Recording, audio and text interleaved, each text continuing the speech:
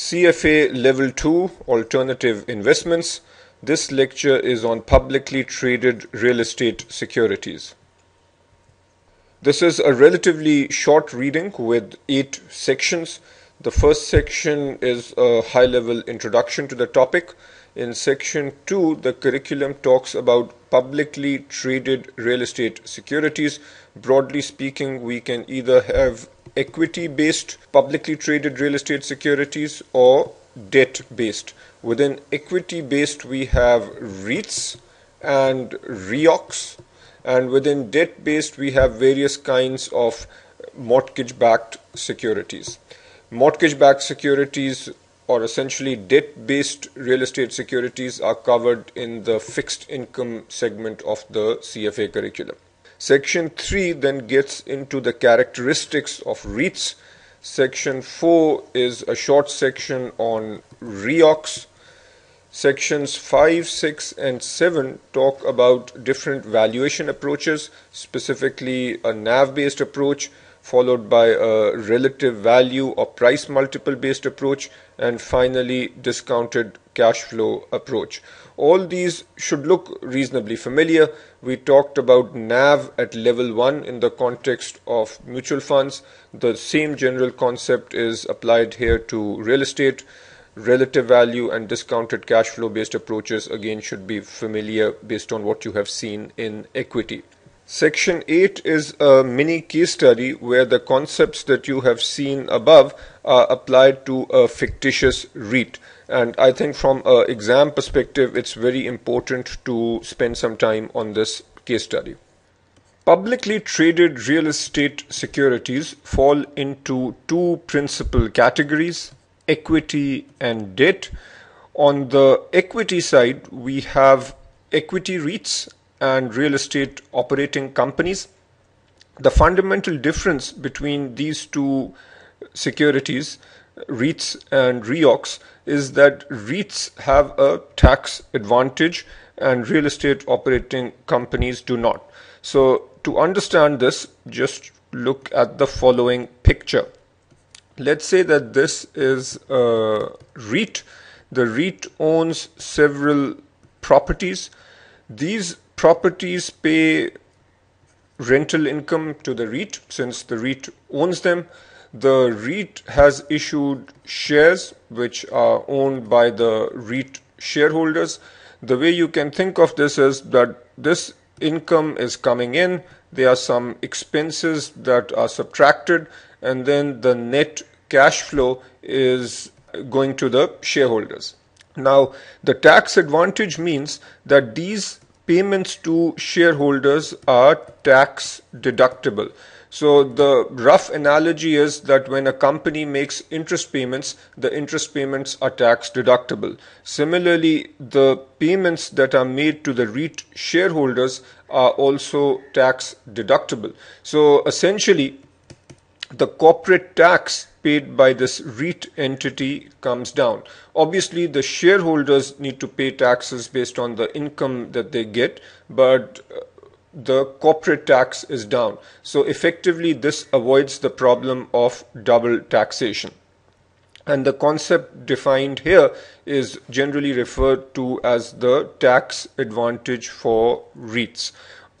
Real estate operating companies do not have this tax advantage.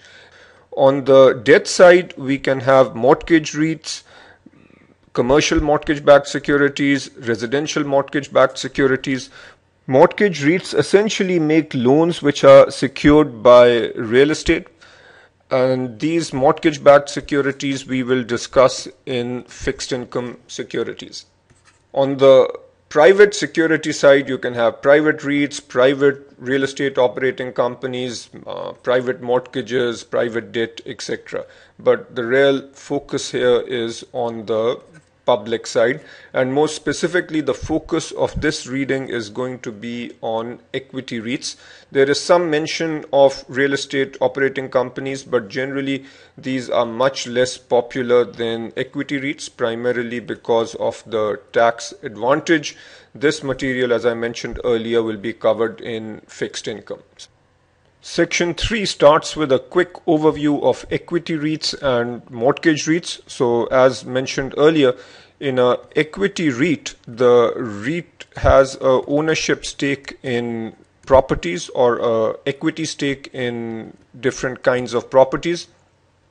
In a mortgage REIT, the REIT essentially takes its assets and invests them in mortgages. A hybrid REIT is a combination of equity and mortgage, but these are not very common.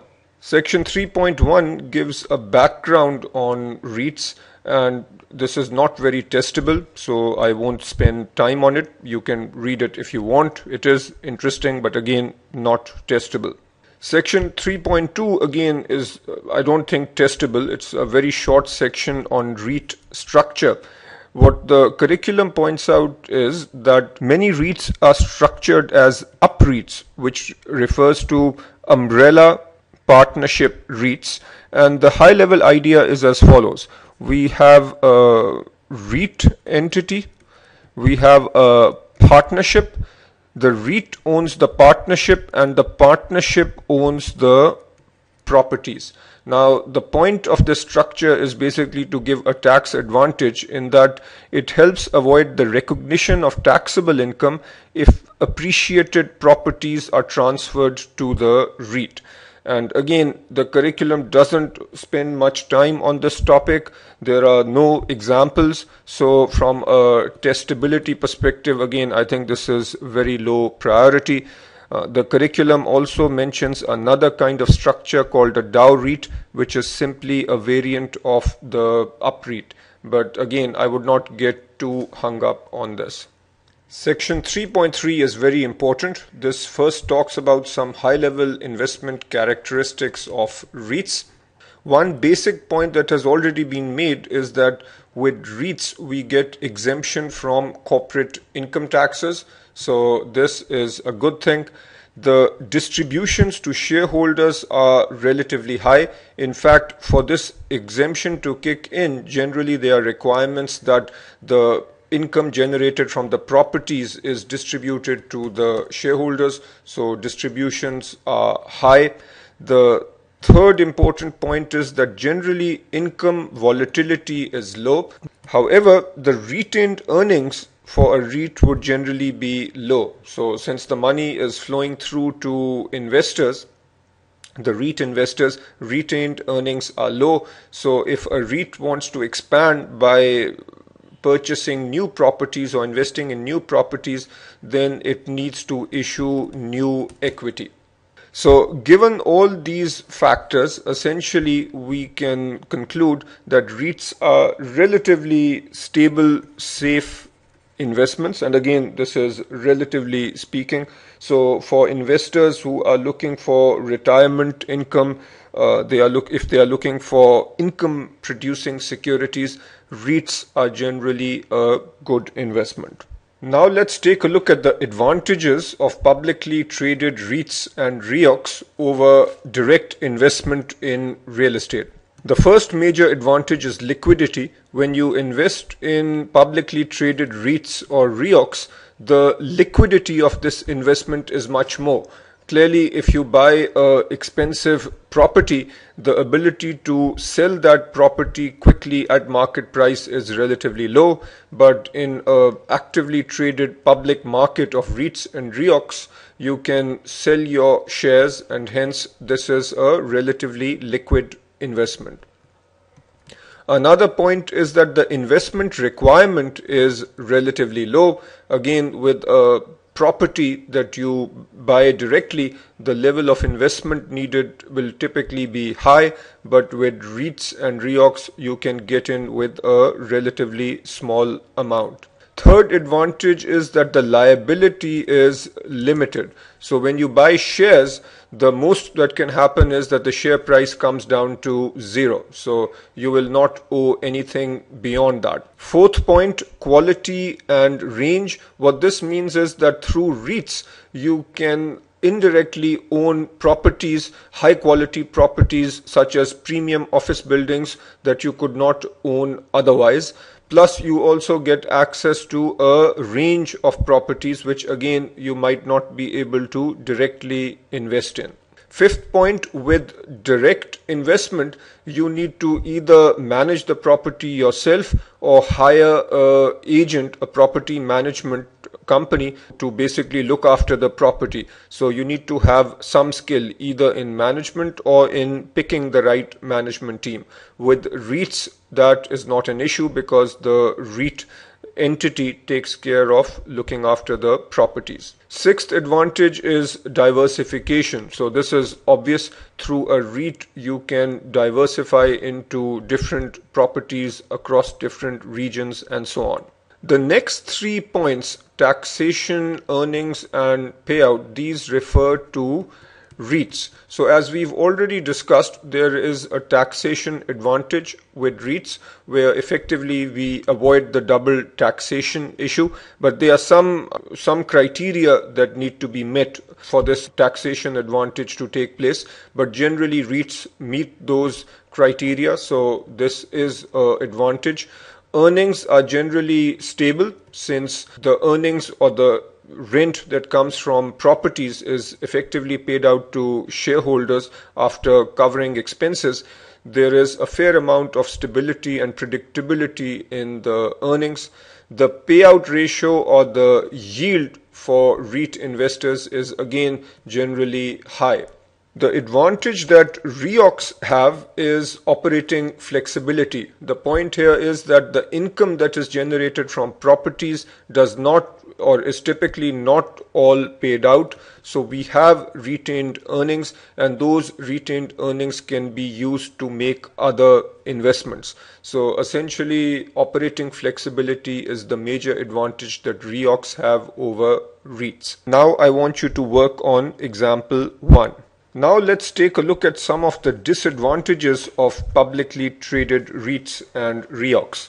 Let's first look at taxation. When you own property, so when you have a direct ownership in property, then the losses, if you do make losses, those losses can be used to offset other gains, or in other words, those losses can be used to reduce taxes. Whereas in a REIT, that cannot happen. So that's a disadvantage. Second disadvantage is that the control of the underlying assets or the underlying properties is low. The control happens through the REIT management, and as a shareholder you really don't have much control over the underlying properties. Number 3, costs. Here essentially the maintenance of a publicly traded REIT can be relatively high, so there is a question mark in terms of whether this high cost of running or managing the REIT justifies the benefits of the REIT. The next point is that the prices of REIT shares are determined in the stock market, and these prices tend to be volatile. If we compare the REIT prices with the underlying NAV or net asset value, then the REIT prices tend to be much more volatile than NAV, and hence, at least on the surface, the riskiness of REITs is more relative to owning the underlying asset. However, this needs to be taken with a grain of salt because NAV values or the values of underlying properties are based on appraisal data, and as we have seen in the earlier readings, the volatility of appraisal data is generally understated. Next point has to do with structural conflicts. Now, as alluded to earlier, many real estate entities are organized as up REITs or down REITs, and there we have a concept of a partnership and a REIT company. Now, similar to the agency problem that you study in corporate finance, here there might be some conflicts of interest between the partnership and the REIT shareholders. There isn't much detail on this, so as long as you understand this at a high level, that's all we really need. Next point has to do with income growth. Now, given that the level of retained earnings is low, the income growth is going to be low. All the earnings or income that comes through from properties flows to the shareholders. Retained earnings low, hence income growth low. The last point has to do with equity issuance at disadvantageous prices. The point here is that REITs often use financial leverage. Now, if financial leverage has not been used properly in the past, that will make it difficult for a REIT entity to raise money in the debt market. Also, if we have a situation such as the 2008 financial crisis or credit crisis, here again debt financing will be limited, which will force a REIT to go for equity financing, which again might be pricey, or which might not happen at suitable prices. So these are the high level disadvantages of publicly traded equity investments. Now you need to do example 2. Section 3.4 provides some guidance on the sort of due diligence that an investor should perform before investing in a particular REIT. The basic idea is fairly straightforward. When you are investing in any security, be it a REIT or even be it a stock of a company, you want to try and understand the specific characteristics of that investment, the possible opportunities and the risks. So here we talk about some aspects that you need to look at that are REIT specific, but you will clearly see parallels between what you need to do here and the analysis of a regular company stock.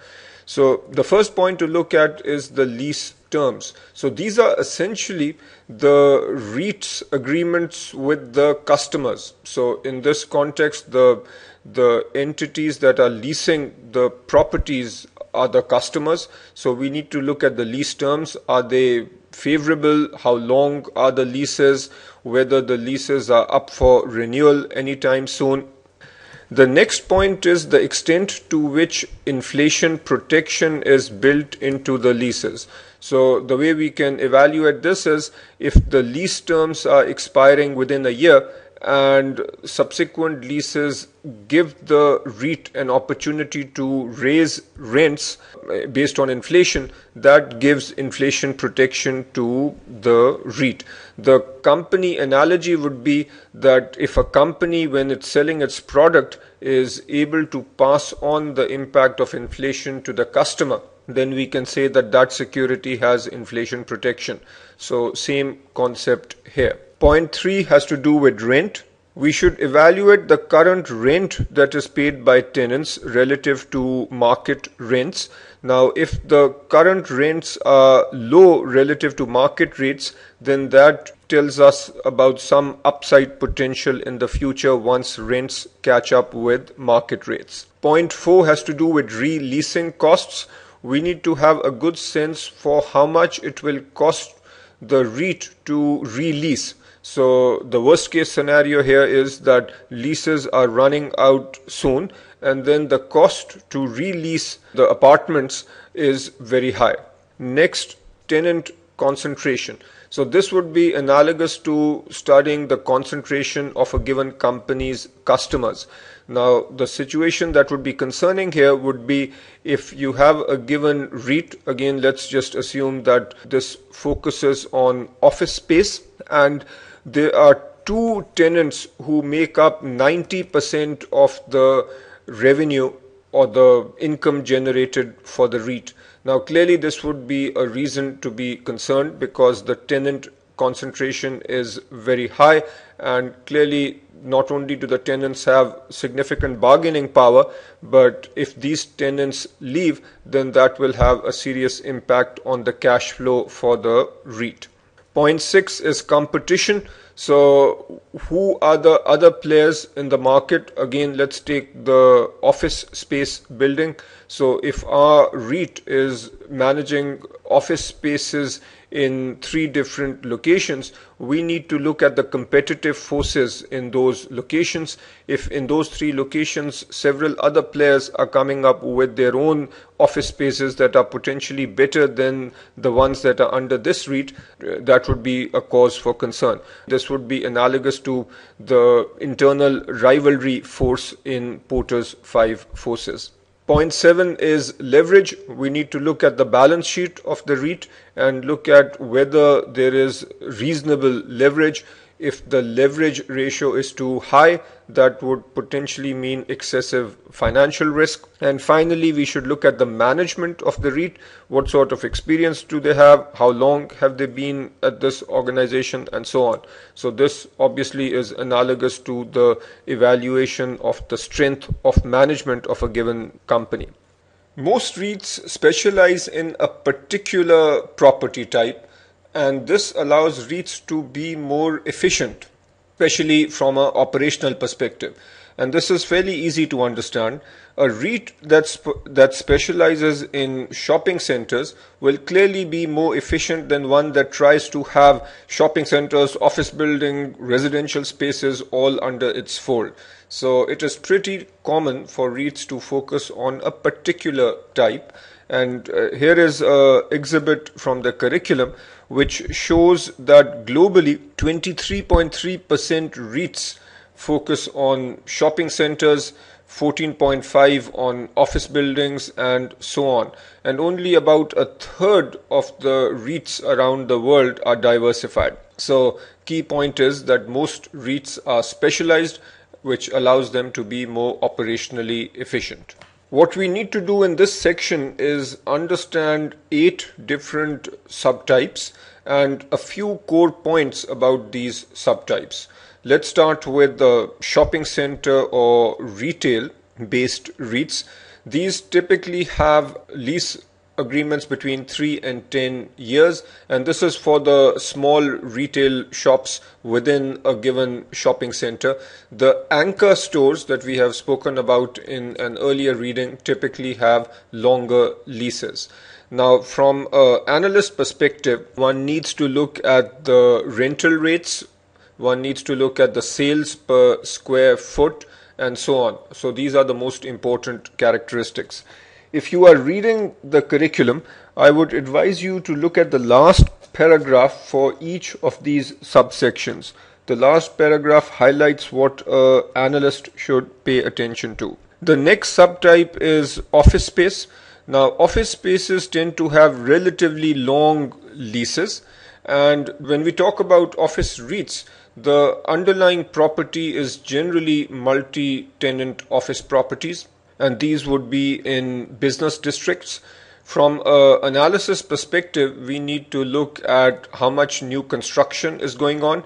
If there is a lot of new construction happening, that puts pressure on the rental rates, and obviously that would be a cause for concern.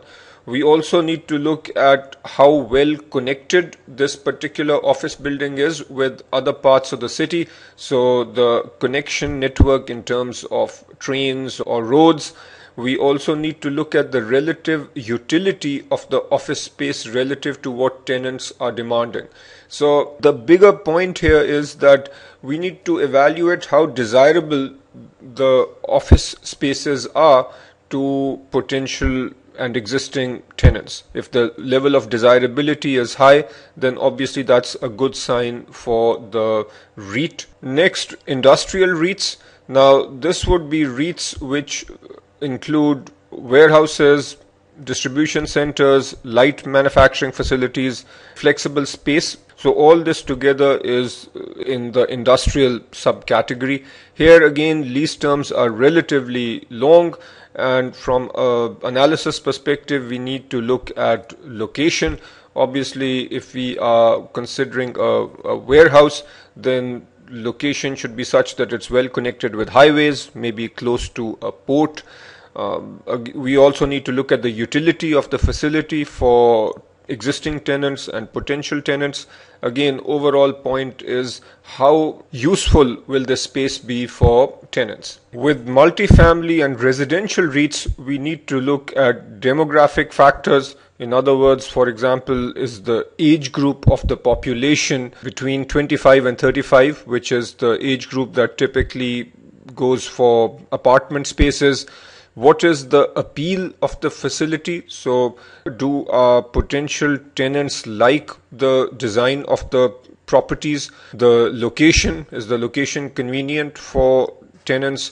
The cost structure is important because typically these leases are gross leases, which means that the landlord needs to pay utility bills. So these are the major factors to look at. Storage REITs refers to self-storage properties. These are also called mini warehouses.